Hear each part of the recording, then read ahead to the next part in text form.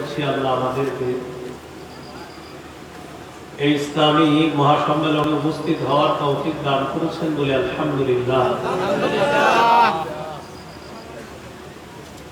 ২৮ পারা ৮ নম্বর পৃষ্ঠা,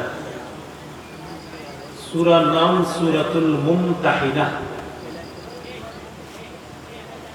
এই সূরা থেকে কয়েকটি আয়াতে কারিমা আপনাদের সামনে তেলাওয়াত করলাম। হাফিজি কোরআন মাজিদ অনুযায়ী ২৮ পারা ৮ নম্বর পৃষ্ঠা, সূরার নাম সূরাতুল মুমতাহিনা। সূরা হাশরের যে পরের যে সূরাটা, ওই সূরার নামই সূরাতুল মুমতাহিনা। এই সূরা থেকে কয়েকটি আয়াতে কারিমা তেলাওয়াত করলাম। এই সূরাটা মদিনায় অবতীর্ণ হয়েছে। সূরাতে আয়াত সংখ্যা ১৩টি। এই সূরার মধ্যে মৌলিকভাবে ৪টি বিষয় আলোচনা হয়েছে। প্রথম ৯ আয়াত পর্যন্ত একটি বিখ্যাত ঘটনাকে কেন্দ্র করে এই সূরার মধ্যে আলোচনা হয়েছে।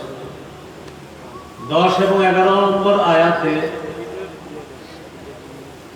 কঠিন একটা সমস্যার কথা আলোচনা হয়েছে। একদম মুসলিম নারী মক্কা থেকে হিজরত করে মদিনায় চলে গেছে। ওই মুসলিম নারীদের স্বামীরা ছিল কাফের। আবার আরেক দল মুসলিম পুরুষ, তাদের স্ত্রীরা ছিল কাফেরা। কঠিন এক সমস্যার মধ্যে পড়ে গেছে। মুসলিম নারীরা চিন্তা করতেছে, আমরা যে মুসলমান হইলাম, কাফের স্বামীরা কি এখনো আমাদের স্বামী?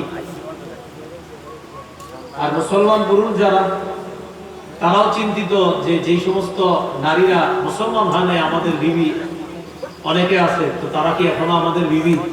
এই এক সমস্যা ঘুরে গেছে। এই সমস্যার সমাধান দেওয়া হয়েছে সূরা মুমতাহিনার ১০-১১ নম্বর আয়াত।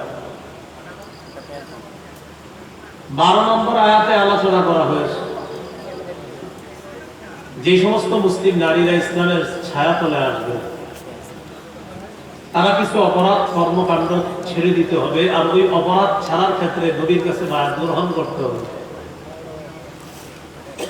৪ নম্বর আলোচনা যাদের উপর আল্লাহ রাগান্বিত, কাফের বেঈমান, তাদের সাথে কিছুতেই বন্ধুত্ব করা যাবে না।